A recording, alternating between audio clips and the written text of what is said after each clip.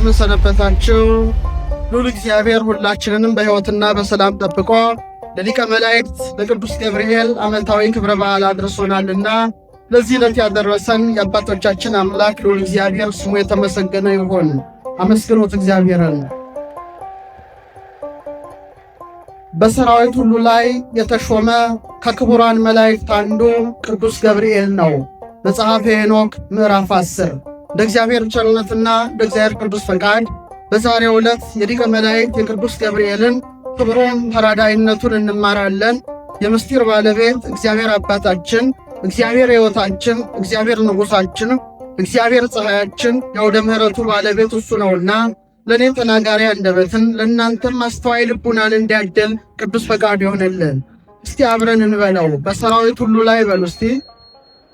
በሰራዊት ሁሉ ላይ የተሾመ ከቅዱሳን ከክቡራን መላእክት አንዱ ቅዱስ ገብርኤል ነው። ይህን ኃይለ ቃል የተናገረው የአዳም 7ኛ ትውልድ የሆነው ሄኖክ ነው። እንግዲህ ንዑዳን ክቡራን በሆኑ መላእክት ላይ የተሾመ ገናናው ብስራታዊ መልአክ ቅዱስ ገብርኤል ነው።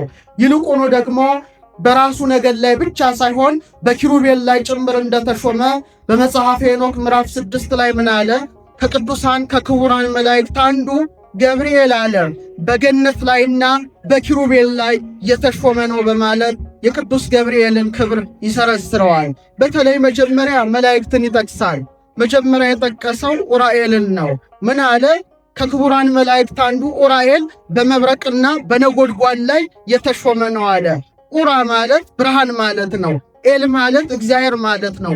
ኡራኤል ማለት ብርሃን እግዚአብሔር ማለት ነው። ቀጠለና ደግሞ ማንን ጠቀሰ? ሩፋኤልን ጠቀሰ። በእውነት በሰው ቁስል ላይ የተሾመ ማን ነው አለ? ሩፋኤል ነው አለ። ሩፋ ማለት ሐኪም ማለት ነው። ኤል ማለት ምን ማለት ነው? እግዚአብሔር ማለት ነው። ይቀጥልና ለሕዝቡ ባደረገው በጎነት ላይ ለሕዝቡ ተራዳኢ የሆነ ከቅዱሳን መላእክት አንዱ ሚካኤል ነው ይላል። ሚ ማለት ማን ማለት ነው። ካ ማለት እንደ ማለት ነው። ኤል ማለት ምን ማለት ነው? እግዚአብሔር ማለት ነው። ይቀጥልና ደግሞ ገብርኤልን ያነሰዋል። ከቅዱሳን ከክቡራን መላእክት አንዱ በእባቦች ላይ ይላል። በምኖች ላይ? እባብ ያላቸው አጋንንት ናቸው። አጋንንት ውሃው ላይ መርዝ እንዳይበጠብጡ የሰው ልጅም እንዳያልቅ በነዛ ላይ የተሾመ፣ ይልቁኑ ደግሞ በገነት ባሉ አዕዋፍ ላይ የተሾመ፣ በገነት ባሉ እጽዋት ላይ የተሾመ ማን ነው አለ? ገብርኤል ነው አለ። ይህ ብቻ አላበቃም። እንደገና በማን ላይ የተሾመ ነው አለ? በኪሩቤል ላይ የተሾመ ነው አለ። ክብር ይግባው ይመላል። ይህን ሁሉ ጸጋ እግዚአብሔር ሰጥቶታል። እንግዲህ የቅዱሳን መላእክትን ክብር ስናይ በሦስቱ ሰማያት ላይ ሰፍረዋል። ገብርኤል የተደራረበ ክብር እንደ ቅዱስ ሚካኤል የተሰጠው መልአክ ነው። ሥላሴ ኢዮርን፣ ራማን፣ ኤረርን ካዘጋጁ በኋላ ለ10 ክፍል ከፍለውታል። የመጀመሪያውን ክፍል አጋይስት ሲሉት አለቃቸው ሳጥናኤል የዛሬው ዲያብሎስ የወደቀው ሰይጣን ነው። ሁለተኛውን ክፍል ገብርኤል የተሾመበት ጨምሮ ኪሩቤል ይባላል። እስቲ በሉት። የሥላሴን ስዕል ስትመለከቱ በስተቀኝ በኩል የሰው ፊትና የአንበሳ ፊት ያለው መልአክ ሲሆን አለቃቸው ኪሩብ ይባላል። ነገዱ ኪሩቤል ይባላል። ገብርኤል በእነዚህ ላይ ጭምር ተሹሟል። ሦስተኛው ነገድ ሱራፌል አለው። አለቃቸው ሱራፌ የተባለ መልአክ ሲሆን የንስር ፊትና የላም ፊት ያለው መልአክ ነው። ሚካኤል በእነዚህ ላይ ተደርቦ ተሹሟል። 40ቱ እንስሳ ይባላሉ። 40ቱ እንስሳ መባላቸው 4ቱ ከውጭ ስለሚታዩ እንጂ 16 መላእክት ናቸው። በረከታቸው ይደርብን። የእግዚአብሔርን ዙፋን ይሸከማሉ። በአንድነት በሦስትነት ያመሰግኑታል። በአራተኛው ክፍል ላይ የተሾመው ነገደ ኃይላት ላይ የተሾመው ሁላችሁ የምትወዱት የመላእክት አለቃ ቅዱስ ሚካኤል ነው። አመስግኑት ይህን መልአክ። ሙሴን ከፈርዖን፣ ኢያሱን ከአማሌቅ፣ ሕዝቅያስን ከሰናክሬም፣ ዳዊትን ከጎልያድ፣ ዳንኤልን ከአፍ አናብስት ተራድቶ የጠበቀ ሚካኤል በነገድ ኃይላት ላይ የተሾመ ሲሆን ስልጣኑ ባለሰይፍ ነው። የእግዚአብሔርን ጠላቶች ይቀጣል፣ የእግዚአብሔርን ወዳዶች ይጠብቃል። ይሄ ኢዮር ላይ የተሰራ ስርዓት ነው። ቀጥለው ሥላሴ ራማ በተባለችው ሰማይ ላይ 3 ስርዓቶችን ሰሩ ወይም 3 ከተሞችን አደረጉ። የመጀመሪያውን ክፍል አርባብ ሲሉት በአርባብ ላይ የተሾመ በእግዚአብሔር ፊት በባለሟልነት የቆመው ዛሬ የምናከብረው የመላእክት አለቃ ቅዱስ ገብርኤል ነው። ክብር ይግባው። መልአክ አርባብ ላይ በራማ ሰማይ ላይ ተሾመ። ቀጥሎ ያለውን ክፍል ሥላሴ መናብርት ሲሉት በመናብርት ላይ የተሾመ ሁላችሁ የምትወዱት በተለይ በሰው ቁስል ላይ የተሾመ ርኅሩኅ የሆነው ደጉ መልአክ ሩፋኤል ተሾመ። ክብር ይግባው። መልአክ ታላቅ መልአክ ነው። ቀጥሎ ያለውን ክፍል ሥላሴ ስልጣናት አሉት። ነገደ ስልጣናት ይባላል። በነዛ ላይ የተሾመ ሱሪያል ወይም ሱሪኤል የተባለ መልአክ ነው። ይሄ መልአክ ከነገዶቹ ጋር ምንድነው ስራው? መላእክትን ለምስጋና ማንቃት ማትጋት ነው። ኖህን በመርከብ የጠበቀ መልአክ ነው። ነገደ ስልጣናትን እንዲመራ አደረጉ። ከዛ ኤረር የተባለውን ክፍል ሥላሴ ለሶስት ከፈሉና የመጀመሪያውን ክፍል ሊቃናት አሉት። እስቲ በሉት። በሊቃናት ላይ የተሾመ ታላቅ መልአክ አለ። ቅዱስ ሰዳክኤል የተባለ መልአክ ነው። ከሰራዊቱ ጋር በማመስገን በተልእኮ ጸንቶ በዚች ከተማ ላይ ሥላሴን በማመስገን ይኖራል። ቀጥሎ ያለውን ክፍል መኳንንት አሉት። አለቃቸው ሰላትኤል የተባለ ታላቅ መልአክ ነው። በረከቱ ይደርብን። ከሰራዊቱ ጋር በዛ ሰማይ በዛ ከተማ ውስጥ አለ። የመጨረሻውን ክፍል ሥላሴን መላእክት ሲሉት አለቃቸው አናንኤል የተባለ መልአክ ነው። በአጠቃላይ ለ10 ከፍለው በሦስቱ ሰማያት ውስጥ ሲያኖሩ ከ10 አንዱ ስለጎደለ ስንት ቀረ? 9 ቀረ። እስቲ በሉ 9 ቀረ። ለዚህ ነው ዛሬ የቤተ ክርስቲያን የክህነት ስልጣን 9 የሆነበት ምክንያት በዚህ ምክንያት ነው። ዛሬ ቤተ ክርስቲያን በኢዮር በራማ በኤረር አምሳል መቅደስ ቅድስት ቅኔ ማህሌት ሆና ስትታነጽ ልክ 9 ክፍል እንዳለው 9 ስልጣነ ክህነት የክህነት ደረጃዎች በቤተ ክርስቲያን ተደርገዋል። እንደ ኪሩቤል ሊቃነ ጳጳሳት፣ እንደ ሱራፌል ጳጳሳት፣ እንደ ኃይላን ኤጲስቆጶሳት፣ እንደ አርባም ቆሞሳት፣ እንደ መናብርት ቀሳውስት፣ እንደ ስልጣናት ዲያቆናት፣ እንደ ሊቃናት ንፍቅ ዲያቆናት፣ እንደ መኳንንት አናጉንስጢሳውያን አንባቢያን፣ እንደ መላእክት ደግሞ መዘምራን አሉባት። ክብር ለቤተ ክርስቲያን ይሁን። በነ ቅዱስ ገብርኤል ከተማ በነ ቅዱስ ሚካኤል ከተማ የታነጸች ናት። ታዲያ መጀመሪያ ከመላእክት ዓለም ድምፁን ያሰማው የመላእክት አለቃ ማን ነው? ቅዱስ ገብርኤል ነው። ያውም የእምነት ድምፅ ያሰማ። ያስሁት ፍጡር መሆኑን እያወቀ ፈጣሪ ነኝ ባለ ጊዜ አነ ፈጠርኩክሙ እኔ ፈጠርኋችሁ ብሎ የክህደት ድምፁን ባሰማ ጊዜ በመላእክት ከተማ በጽናት የቆመ እሱ ማን ነው? አይሰማም። እሱ ማን ነው? እግዚአብሔር ተሰወራቸው ይላል። ይህ በጣም ይገርመኛል። ለምን መላእክትን ተሰወረ ሲባል ይመርምሩኝ ሲል ምን ይበሉኝ ሲል ምርምር እግዚአብሔር ይወዳል ማለት ነው። ፈልገው መርምረው ያግኙኝ ሲል አቤትኛ በእውነት መጻሕፍት ባይኖሩም ይቅሩ መጻሕፍት መምህራን ባይኖሩም ስነ ፍጥረትን አይተን ማንን እናውቃለን? እኛ እኮ ብዙ ነገር ነን። ሰዎች ስንባል የከበርን ነን። ስንት አይን አለ? 2 ብቻ። የሰው ልጅ 8 አይኖች አሉት። ሁለቱም በአግባቡ አልሰራም። ግን ይሄ 2 አይን ነው አይደል እንዴ? ይሄ 2 አይን ነው። እነሱ ሁሉ መመርመሪያ ናቸው። ወብን አዕይንት ክልኤቲ ውሳጣውያት ህየንተ አዕይንት ስጋውያት። በእነዚህ በስጋውያት አይኖች ምትክ ሌላ 2 አይኖች አሉን አለ ሊቁ። አሐቲ አይነ ነፍስ፣ አንዷ የነፍስ አይን ናት። አንደኛዋ ደግሞ ወሐቲ አይነ ልቡና፣ የልቡና አይን ናት። ስንት ማለት ነው? 4። ሌላው አዕይንተ አእምሮ የሚባል አለ። አንዱ እዚህ ጋር ነው፣ አንዱ እዚህ ጋር ነው። ቅዱስ ያሬድ አቤቱ አለ የአእምሮ አይኖችን ስጠን ዘወትር አንተን ብቻ ያዩ ዘንድ አለ። ስንት? 6።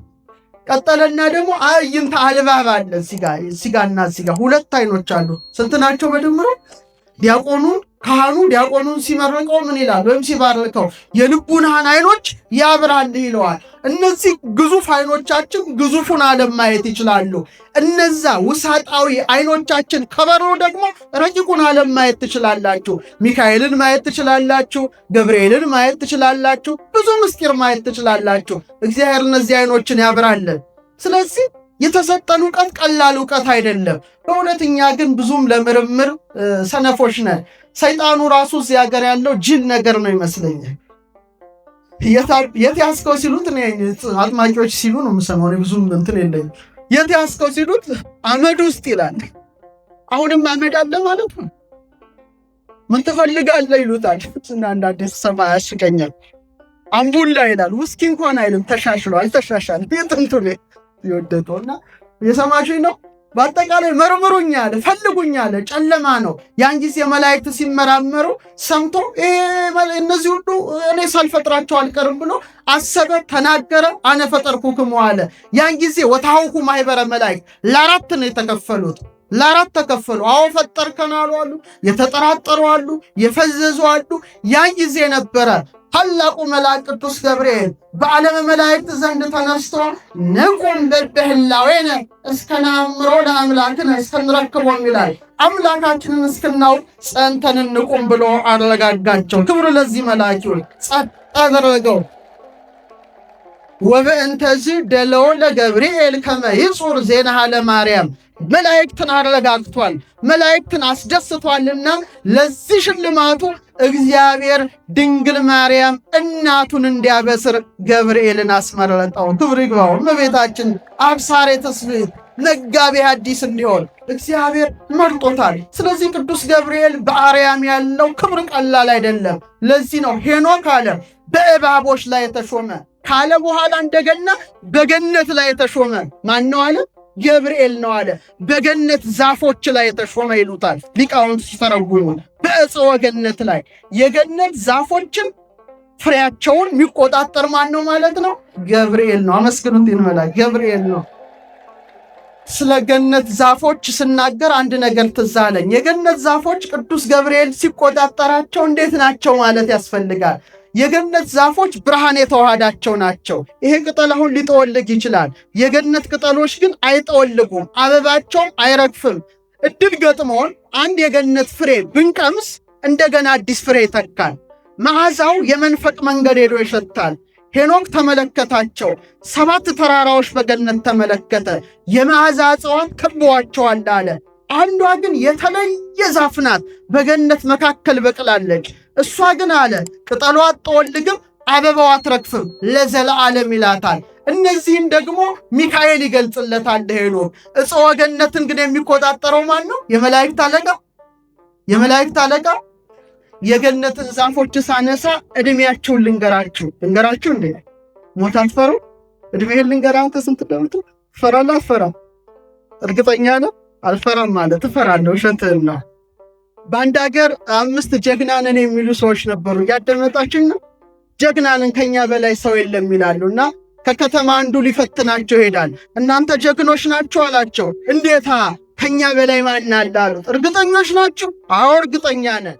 በቃ ጀግና ከሆናችሁ ወርቅ ብትፈልጉ ወርቅ፣ ብር ብትፈልጉ ብር፣ ልብስ ብትፈልጉ ልብስ፣ የፈለጋችሁትን እሸልማችኋለሁ አለ። ሁላችንም ጀግና ነን አሉት። ድንገት ሳያስቡት የሆነ የሚፈነዳ ነገር መካከላቸው ጣል አደረገ። ሳያዩት ድው ሲል 4ቱ የት እንደገቡ አይታወቅም። ጠፉ። ስንት ብቻ ቀረ? ጀግናው ቀረ። አንድ ብቻ ቀረ። አንተ ጀግና ነህ።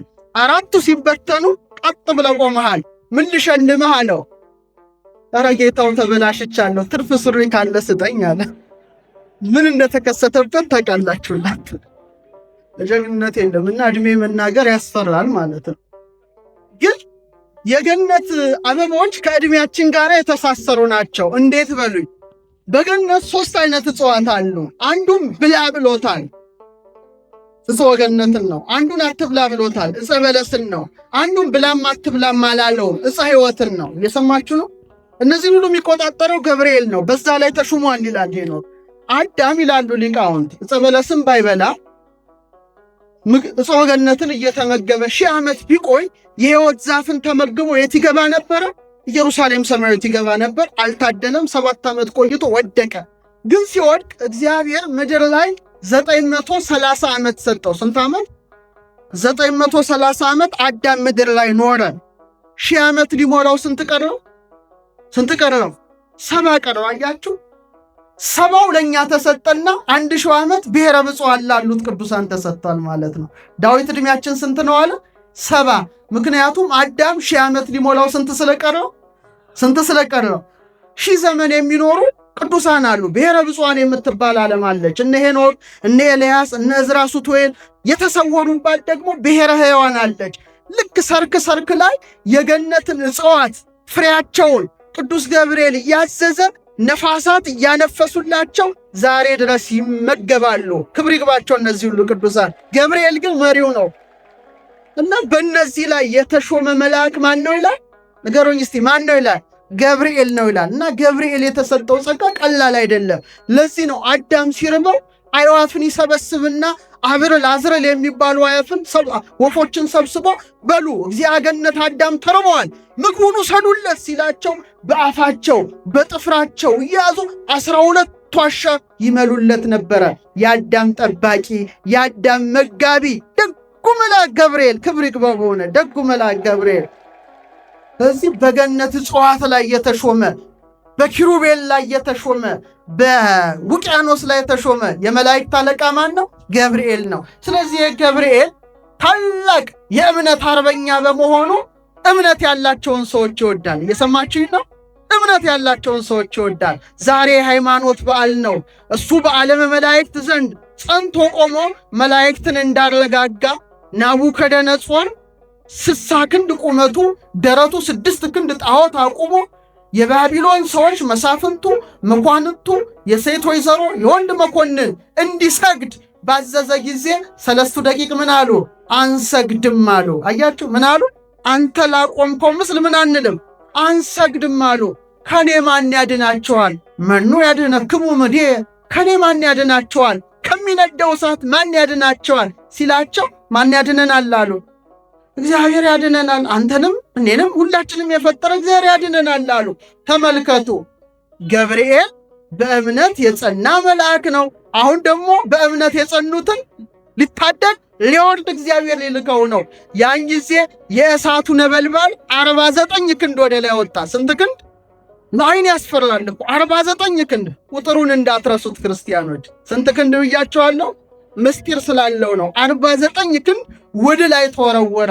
ያን ጊዜ በሉ ወደ እሳት ውስጥ አናንያን፣ አዛርያን፣ ሚሳኤልን ወርውሯቸው አለ። እነዛ ሊወረውሩ ሲጠጉ እሳቱ ወላፈኑ ወርዋሪዎቹን አቃጠለ። 3 ደቂቅ ግን እሳት ውስጥ ተወረወሩ። ያን ጊዜ እንደ ዓይን ጥቅሻ ፈጥኖ ገብርኤል ወረደ። ክብር ይግባው በሆነ ታላቁ መልአክ። ፍጥነቱን ተመልከቱት።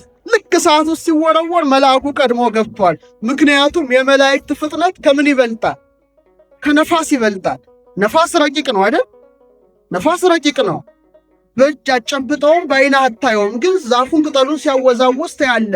ከነፋስ ደግሞ ነፍስ ረቂቅ ናት። ምን ረቂቅ ናት? ነፍሳችን። ለምሳሌ ቆይ እኔ ይሄን አሰብኩኝ፣ ቤቴን አሰብኩኝ፣ ገነትን አሰብኩኝ፣ ባህር ማዶን አሰብኩኝ። ማሰብ ትችላላችሁ አይደል? ይሄ የምታስቡት ረቂቅ ነፍስ፣ ልብ፣ ቃል፣ እስትንፋስ ያላት ነፍስ ስላለሽ ናት። ከነፍሳችሁ ደግሞ የበለጠ የረቀቁ ማን ናቸው? መላእክት ናቸው። እስከ ጽርሐ አርያም እስከ በርባሮስ ዓይናችንን ከፍተን እስክንገልጥ ድረስ መድረስ ይችላሉ። ሚካኤልና ገብርኤል እዚህ ጋር ቢገናኙ ሚካኤል ገብርኤልን አሳልፈኛ ይለው ወይሐውር መልአክ በመልአክ ሰጢቆ ነፋሰ ይላል። አንዱ መልአክ ሰንጥቆት ያልፋል። እየሰማችሁ ነው? ከዛ ደግሞ ሐሳባቸው በጣም የረቀቀ ነው። ግን ሁሉም ቢረቅ በሥላሴ ዘንድ ግን ረቂቅ ነገር የለም። ረቂቅ ማ ብቻ ነው? አብ ወልድ መንፈስ ቅዱስ ብቻ ነው። ክብር ይግባቸው። ቅጥነተ ህሊና ሆሙ ለመንፈሳውያን በሃበ ቅጥነቱ ከመእንተ ሥጋ ገዚፍ ይላል አረጋዊ መንፈሳዊ። የገዘፈ ተራራ ነው። ረቂቃን የምንላቸው የነፋሳት የነፍሳት የመላእክት ረቂቅነት ገብቶ ቅዱስ ገብርኤል በብርሃን በትር ቢመታው እሳቱ ሁሉ ወረሰዮ ከመነፋስ ቆሪር እንደ ነፋስ አቀዘቀዘው። ዛሬም ዓለም ላይ የነደደውን የጦር እሳት የደዌ እሳት ቅዱስ ገብርኤል በተራዳይነቱ ያቀዝቅዝልን። ደዌው እየነደደ ነው። መቅሰፍቱ እየነደደ ነው። ብዙ እሳቶች ነደዋል። ቅዱሱን መልአክ እግዚአብሔር ልኮ ለ3 ደቂቅ የላከ ለእኛም ይላክልን። ወአንሶ ሰው ማይከለት ሆነ እሳት ይላል። ተመላለሱ ዋይኮቱ እግዚአብሔርን አመሰገኑት። ምን ብሎ አመሰገኑት? ይትባረክ እግዚአብሔር አምላክ አበዊነ ስቡህኒ ውእቱ ወልዑልኒ ውእቱ ለዓለም። የአባቶቻችን አምላክ እግዚአብሔር ይመስገን። በእውነት የ3 ደቂቅ ዝማሬ ምስጉን ነው፣ ልዑል ነው አሉ። ቀድሞ አሉ እነ ዮርዳኖስን ከፈለ።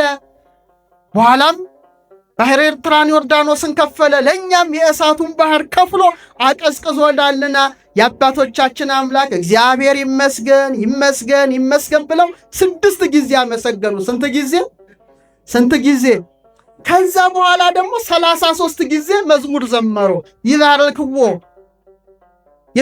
ሁሉ ግብረ እግዚአብሔር፣ እግዚአብሔር የፈጠራቸው ፍጥረታት ሁሉ ማንን ያመሰግኑታል? እግዚአብሔርን። ስንት ጊዜ? 33 ጊዜ። አሁን ሂሳብ ውስጥ ልንገባ ነው። የእሳቱ ክንድ ስንት ላይ ወጣ? ስንት ላይ? በጣም ጥሩ። ይትባረክ ይመስገን ብለው ስንት ጊዜ ዘመሩ? 6 ጊዜ። አዎ ያመሰግኑታል። 33 ይመስገን ስንት ጊዜ? 6 ጊዜ። 49 ሲደመር 6 ስንት ነው? እሳት ውስጥ ሆነው ነው ይሄን ያለው። ስንት ነው? እንዴት አይነት የሂሳብ ችሎታ! እነዚህ ሂሳብ ሽሙ ሳይሆን አይቀርም። 55 ስንት ጊዜ? 55 እንዳትረሱት ቁጥሩን። ነፍሳት ሲኦል ውስጥ እሳት ውስጥ የቆዩት ስንት ዓመት ነበረ? 5000 ተመልከቱ። አያችሁ 55 ጊዜ እሳቱ 49 ክንድ ወጥቶ በእሳቱ ውስጥ ሆነው 6 ጊዜ ይሄን ማለታቸው 55 ይሆናል። ሊቃውንት ሲያመሰጥሩት 5500 ዘመን ነፍሳት በሲኦል የመኖራቸው ምሳሌ ነበረ። 6 ጊዜ ይህን መዘመራቸው በ6ኛው ሺህ አምላክ ነፍሳትን ከሲኦል ሊያወጣ ምን ሆነ? ተወለደ። ክብር ይግባው አምላካችን ክርስቶስ። ቀድሞ የተላከው ማን ነው? ገብርኤል ነው። 3 ደቂቅም ጋር የመጣው ማን ነበረ? ገብርኤል ነበር አሉ። 6 ጊዜ መዘመራቸው እኛ እሳት ውስጥ በተጣልን በ600 ዓመት እውነተኛው አዳኝ መሲሁ ክርስቶስ ይመጣል ማለታቸው ነበረ። ይባርክዎ ያመሰግኑታል እያሉ 33 ጊዜ መዘመራቸው አምላክ ሰው ሆኖ ስንት ዓመት በምድር ላይ ይኖራል ማለታቸው ነው? 33 ዓመት። ለዚህ ሁሉ ደግሞ ምክንያት የሆነው ታላቁ የመላእክት አለቃ ገብርኤል ነው። ክብር ይግባው። ተመልከቱ። ናቡከደነፆር ውጡ አላቸው። ደነገጠ። እኔ 3 ሰዎች ነበር አስረን የጣልነው፣ ወራቡ ይመስል ገልጩ ከመወልደ እግዚአብሔር፣ 4ተኛው የእግዚአብሔር ልጅን ይመስላል ፊቱ አለ። እሱ ማን ነው? ገብርኤል ነው። ገብር ማለት ምን ማለት ነው? በዕብራይስጥ ኃያል ማለት ነው። ኤል ማለትስ እግዚአብሔር ማለት ነው። ገብርኤል ማለት ማን ኃያል ነው ማለት ነው? እግዚአብሔር ኃያል ነው ማለት ነው። ሁለተኛው ትርጉሙ ገብር ማለት አገልጋይ ማለት ነው። ኤል ማለትስ እግዚአብሔር ማለት ነው። ገብርኤል ማለት የማን አገልጋይ ማለት ነው? የእግዚአብሔር አገልጋይ ማለት ነው። ስሙ ራሱ ስራውን ይመራል። በእውነት አምላክ ሰው ሆነ፣ ሰው አምላክ ሆነ የምንለውን ምስጢር በስሙ የተሸከመ ታላቁ መልአክ ማን ነው? ዛሬ ገብርኤል በእምነት የጸኑትን ይጠብቃል። እሱ እውነተኛ የሃይማኖት አርበኛ ሆኖ በአርያም የተነሳ እሳት ውስጥ የተወረወሩትን ፈጥኖ የተራዳ፣ የሚጠራጠሩትን ግን አንደበታቸውን ይዘጋል። እየሰማችሁ ነው? አንደበታቸው ምን ይላል? ያትማል። ዘካርያስ ተጠራጠረው። ሲጠራጠረው አንደበት ምን ይሁን አለው?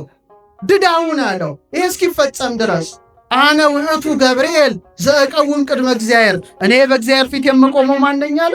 ገብርኤል ነኝ አለ። እንደ ገብርኤል ያለ ማን አለ? ከሁሉ ገብርኤልን ስታነሱ ደስተኛነቱ ይመጣባቸዋል። ፍስሐ ገጽ ነው። ደስ ያለው መልአክ ነው። ሚካኤል በርኅራኄው፣ ገብርኤል በደስታኝነቱ ይታወቃሉ። ሚካኤል በምኑ? በርኅራኄው። ሊቁ አባ ጽጌ ድንግልን ሲያወድስ ምን ይላል? እንዘ ተሐቅፊኞ ለሕፃንኪ ጽጌ ጻዕዳ ወቀይሕ አመ ቤተ መቅደስ ቦይኪ በዕለተ ተአምር ወንስ ነይ ርግቤ ትናዝዝኒ እምላክ ወኒ ሰናይቴ ምስለ ገብርኤል ፍሱ ወሚካኤል ከማኪረሩ። ነጭም ቀይም አበባ ልጅሽን ታቅፈሽ በተአምር ዕለት ወደ ቤተ መቅደስ በገባሽ ጊዜ ርግበ ኖህ፣ ርግበ ዳዊት፣ ርግበ ሰሎሞን ድንግል ከሐዘን ከለቅሶ ታረጋጊን ዘንድ ወደ እኔ ነይ። ስትመጪ ግን ብቻሽን አትምጪ። ደስ ካለው ከገብርኤልና እንዳንቺ ርኅሩህ ከሆነው ከሚካኤል ጋር ነይ። ድንግል ማርያም ትምጣ ሚካኤልን ገብርኤልን አስከትላ። ደስተኛ መልአክ ነውና ፍስሐ ገጽ ይባላል። ኤፍሬም ምን ይለዋል? ፍስሐ ገጽ፣ ደስተኛ መልአክ። በቃ ለዘካርያስ ደስታን ያበሰረው። እንደገና ደግሞ ድንግል ማርያም ጋር አቤት! አሁን እኮ በዓለ ልደት ቀርቧል። በናፍቆት እየጠበቅን ነው አይደለም? አምላካችን በከብቶች ግርግም ሊወለድ ገብርኤል ለእረኞች ሊነግራቸው ተቃርቧል። ጊዜው ተቃርቧል። ሁላችንም በዓለ ልደትን በጉጉት እየጠበቅን ነው።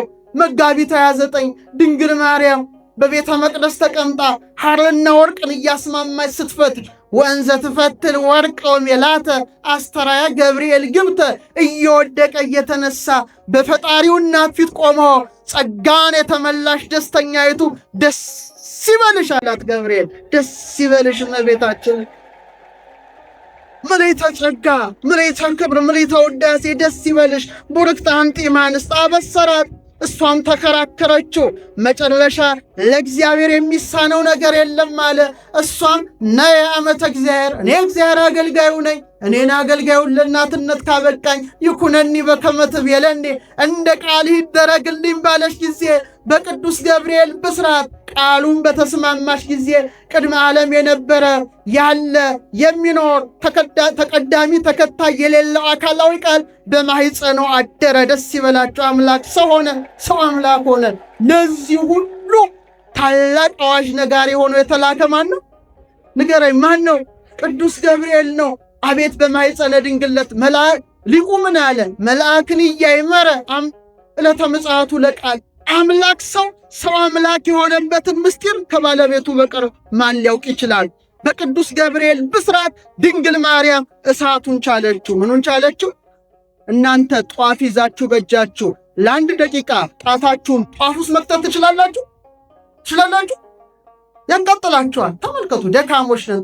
የጧፍ እሳት እንኳን ለአንድ ደቂቃ መንካት አንችልም። ድንግል ማርያም ግን እነ ገብርኤል እነ ሚካኤል በአጠቃላይ እልፍ ኃይላፋት ትልፊት ኃይላፋት እሳትነቱን መቅረብ የማይቻላቸውን ነዲዱን እሳት በቅዱስ ገብርኤል ብስራት ተሸከመችው። ግን አልተቃጠለችም።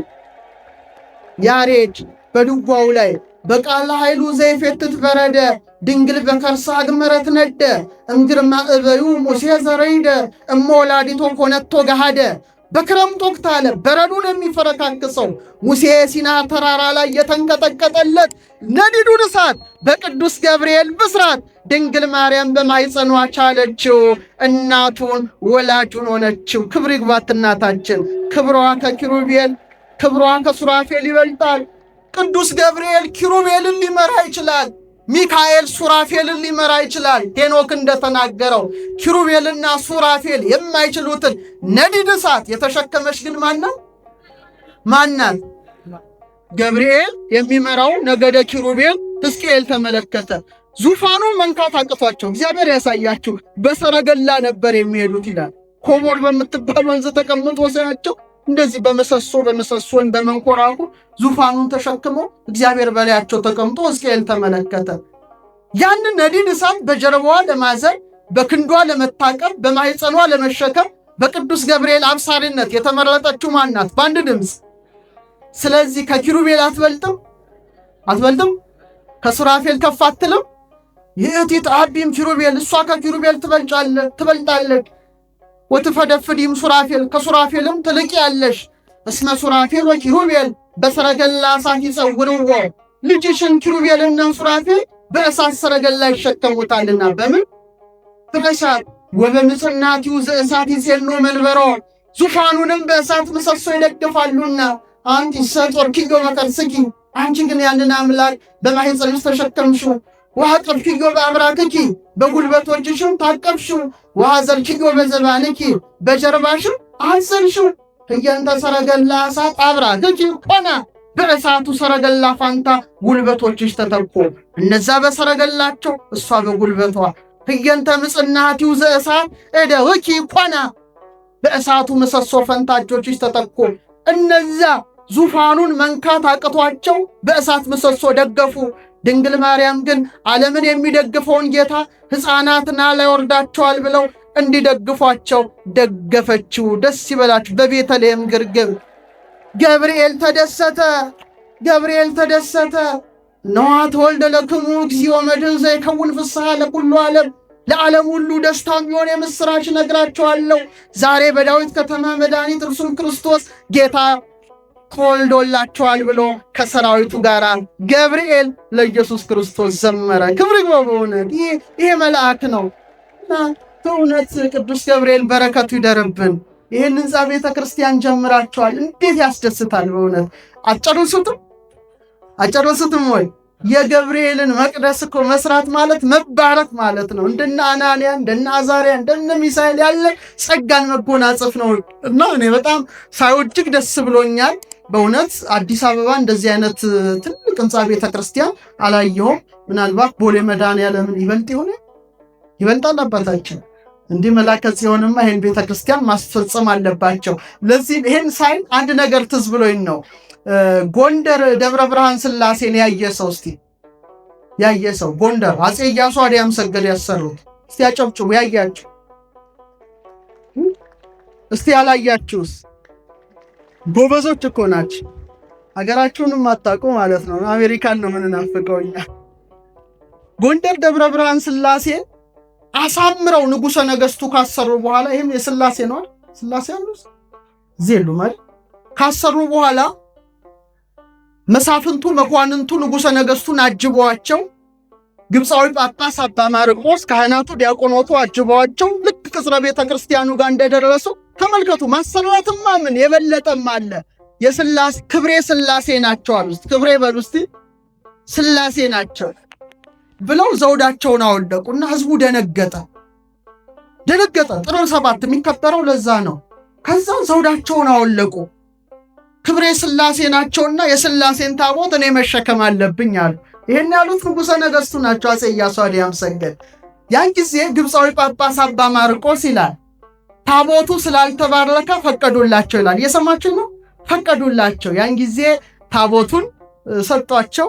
እስከ ቅኔ ማህሌት አደረሱ። ከዛ ቄሰ ገበዙ ተቀብለዋቸው ውስጥ ሄደው መቅደስ ገብቶ ተባረከ። ሊቃውንቱ በመወድስ ህዝቡ በህዝባዊ ግጥም እንዲህ አላቸው። እስቲ አብረን እንበል። ወዴት ሄዶ ኖሯል? በሉ እስቲ ድምጻችሁ። ወዴት ሄዶ ኖሯል? ሰሞነኛ ቄሱ ታቦት ተሸከመ፣ ዘውዱን ጥሎ ኢያሱ የተሸሸገውን የአባቱን ቅስና ኢያሱ ገለጠው፣ ታቦት አነሳና አየነው። ኢያሱ ደብረ ብርሃን ቆሞ ልክ እንደ ኪሩቤል ሶስቱን ተሸክሞ ስላሴን ቢሸከም ኢያሱ ገነነ። ለአራቱ ኪሩቤል አምስተኛ ሆነ። ክብር ይባረክ ንጉሠ ነገሥት። እንዲህ ያሉ ደጋጎች ነው። አብያተ ክርስቲያናት ሲያንጹ እቴጌ ምንትዋብ ቁስቋምን ሲያሰሩ 1000 ሰራተኛ ነበራቸው። ስንት ሺህ? 500 ይገነባል፣ 500 ቁጭ ብሎ ስተት ይፈልጋል። እመቤታችንን ከናልባናታ ንጽሕት ናት። ሁለንታሃ ወርቅ ክብር ይግባት ድንግልማ ሁለንታሃ ወርቅ ሁለመናዋ ወርቅ ነው። ስለዚህ ስተት ይፈልግ ነበረ። ስለዚህ እንግዲህ ክቡር አባታችን መላከ ፀሐይ እኛ ደብር ነበሩ፣ ካቴድራል ነበሩ፣ ምስራቀ ፀሐይ ቀበና መድኃኔዓለም በመጡ በጥቂት ወራት ውስጥ ሙሉ በሙሉ ግቢውን አስነጥፈው ቅዱሳት ስዕላትን አስለው የካህናቱ ደሞዝ በእጥፍ እንዲጨምር አድርገው አሁን ሄዱብን ሲባል እኔ እንደው አሰልፍ የሀገረ ስብከት መልሳቸዋለሁ እያልኩ ትሰጡናላችሁ። ግን አባታችን ይህን መልሶት ሲያመስግኗቸው ክብር አባታችን እንግዲህ አብራችሁ ሆናችሁ እንደ ሰው ናቸው። በጣም ደግ አባት እንደው አመስግኑልን። በእውነት መልአከ እግዚአብሔር የመሰለ በጣም ህዝቡ በእውነት የምስራቀ ፀሐይ ቀበና መድኃኔዓለም ህዝብ አባታችን መጥተው እንደው በጣም ቅር ብሎታል። ሰበካ ጉባኤው አዝኗል፣ ማህበረ ካህናቱ አዝኗል፣ አጠቃላይ አጥቢያው በእጅጉ አዝኗልና ቢችሉ እኛ ጋር ቢመለሱልን፣ ባይሆኑም እዚሁ ቢሆኑ ህዝቡ ተቆጣኝ፣ ይቅርታ ይደረግልን እና ህንፃ ቤተ ክርስቲያኑ እንዲፈጸም አምላካችን ይፍቀድልን እና ለቅዳሴ ቤቱ ትጋብዙኛላችሁ። ስንት በሬ ታርዳላችሁ? አጼ ምኒልክ 4322 ሰንጋ አርደዋል። እንጦጦ ማርያም ስትመለክ እስቲ 4000 በሉ። 4 ኪሎ ስጋም ብርቅ ሆኗል። 4 ኪሎ 5 ኪሎ 6 ኪሎ በስጋ ሳይሆን በሰፈር ደረጃ ነው። ከዚህ በኋላ እንነጋገር።